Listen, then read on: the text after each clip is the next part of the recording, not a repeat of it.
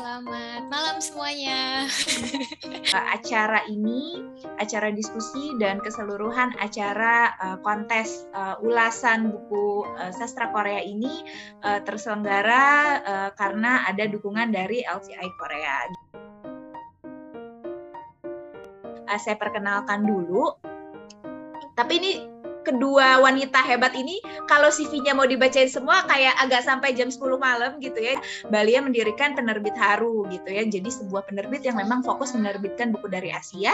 Nah, sekarang nih selain menjadi CEO untuk penerbit Haru Group yang imprintnya ada banyak gitu ya, Mbak Lia juga menjadi editor akuisisi untuk naskah dari Korea. Alin ini juga seorang BTS ARMY yang juga aktivis gitu ya. Jadi bukan cuma beli merchandise aja. Jadi Alin ini sampai menjadi pembicara dalam The Third BTS Interdisciplinary Conference 2022 di Hankook University of Foreign Studies di Seoul, Korea Selatan. Benar-benar fangirling the next level gitu ya. Gimana sih Mbak Lia melihat perkembangan literatur Korea, terjemahannya masuk ke Indonesia dari 2011 sampai sekarang? Boleh dong Mbak Lia diceritain. Haru banyak mengambil buku-buku romance atau romance komedi yang ala-ala K-drama zaman itu. Pembaca Indonesia sudah mulai banyak mengenal buku Korea. Gimana kalau menurut Alin dari sisi perkembangan IP in general Korea di Indonesia? Aku juga mau berterima kasih dulu karena ini lucu banget. Menimbulkan semangat bacanya dari sesuatu yang dekat dan menyenangkan untuk mereka baca dulu gitu ya. Dan itu jadi strategi yang mengubah bagaimana pustakawan di Korea memandang pekerjaan mereka, punya makna yang berbeda. Seperti itu kemudian dia memformulasikan untuk membawa nilai-nilai Korea ini ke strategi budaya untuk diplomasi, soft diplomasi ke negara-negara lain. Strateginya itu bukan cuman penetrasi keluar, promosi-promosi, tapi mereka juga ngebenerin ya Lin yang di dalam. Ketika dia membawa nilai Korea itu, tapi dia juga harus bisa dong membaca pasar mana sih yang laku di pasaran internasional gitu ya. Dari sisi pasar Indonesia Mbak, itu buku-buku seperti apa sih yang apa sih ya yang secara commercially lebih successful di Indonesia? Sebagai penerbit susah banget memprediksi pasar. Buku Tteokbokki ini adalah salah satu yang kita sebenarnya iseng coba-coba. Karena dari pihak Korea selalu nge-push buku ini. Kenapa buku ini bisa jadi laris? Atau mungkin kalau baca review-review, apakah orang merasa relatable atau seperti apa Mbak?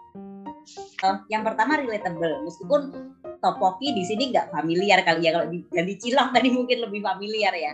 Jadi saat buku itu muncul di pasaran, setelah itu kondisi pandemi, ada orang yang mulai mereview 1, 2, setelah itu orang semakin tertarik. Mungkin dari situ kali ya, akhirnya terus bergulir sih.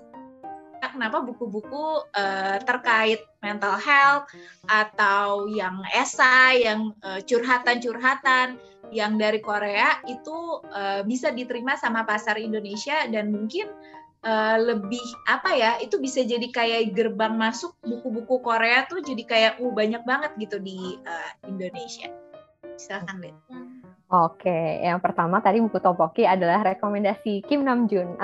Apapun kayaknya yang Namjoon pegang buku rekomendasinya, gue sih juga selalu kemakan ya rekomendasi RM. Jadi kan Haru biasanya setahun sekali kita pergi ke yang namanya Seoul International Book Fair. Seoul International Book Fair yang diadakan di awal Juni lalu. Tim penerbit Haru, yaitu saya sendiri, Lia Indra Andriana, dan rekan saya Yosep Kristanto berkesempatan mengunjungi pameran buku terbesar di negara Korea Selatan ini. Saya akan sedikit menyimpulkan gitu ya untuk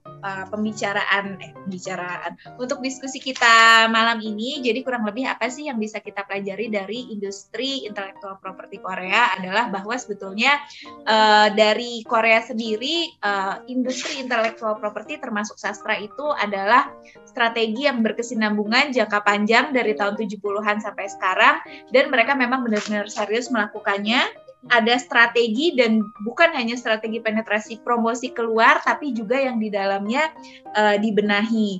Dari sisi industri penerbitan Indonesia sendiri, dari Mbak Lia juga sudah menyatakan bahwa memang sudah terasa perkembangannya dari 2011 awalnya hanya buku-buku yang lebih populer dan lebih niche untuk teman-teman yang dianggap menyukai drama Korea.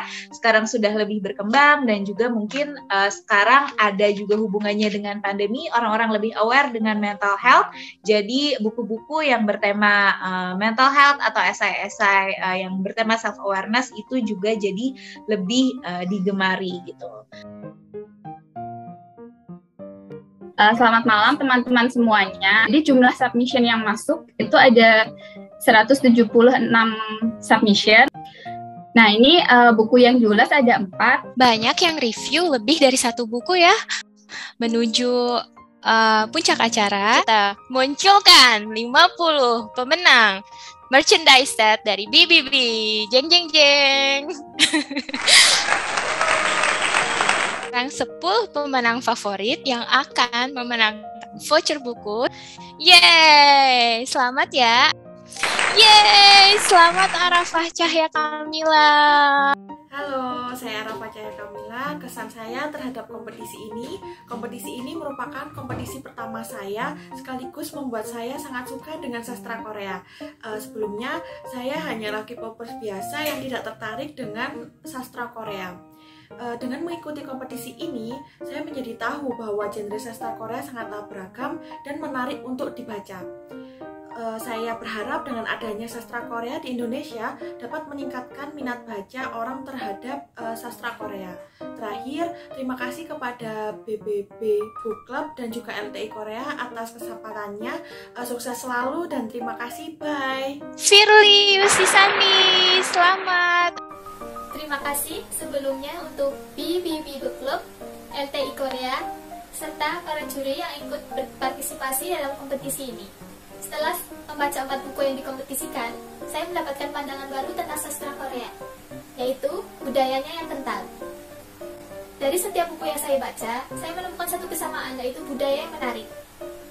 Yang menariknya, budaya itu membuat pembaca lebih tertarik untuk menggali apa saja budaya Korea yang perlu dipelajari. Maka dari itu, saya berharap bisa lebih banyak membaca sastra Korea dan berbagi pengalaman membaca kepada teman-teman semua. Terima kasih. Selamat Kak Suci Ramadhani. Oh, itu bisa dilihat hasil reviewnya. Setelah mengikuti kompetisi ini, saya mendapatkan banyak hal unik dan juga menarik dari novel-novel Korea yang saya baca. Itu saya merasa lebih dekat dengan Korea karena deskripsi tempat dan juga budaya yang penulis sampaikan melalui novelnya. Selain itu juga saya merasa dekat dan emosional dengan narasi-narasi yang dituliskan oleh penulis. Tema-tema keluarga juga ada di dalam setiap novel-novel Korea yang saya baca ini. Saya juga jadi belajar terkait menulis, bahwa menulis bisa membuat seseorang mengungkapkan pendapatnya dan juga kritik terhadap lingkungan sekitarnya. Sahabat dari aku ya. 1, 2, 3. Terima kasih banyak teman-teman. Semoga weekend yang menyenangkan. Sampai jumpa lagi di acara BBB yang lain.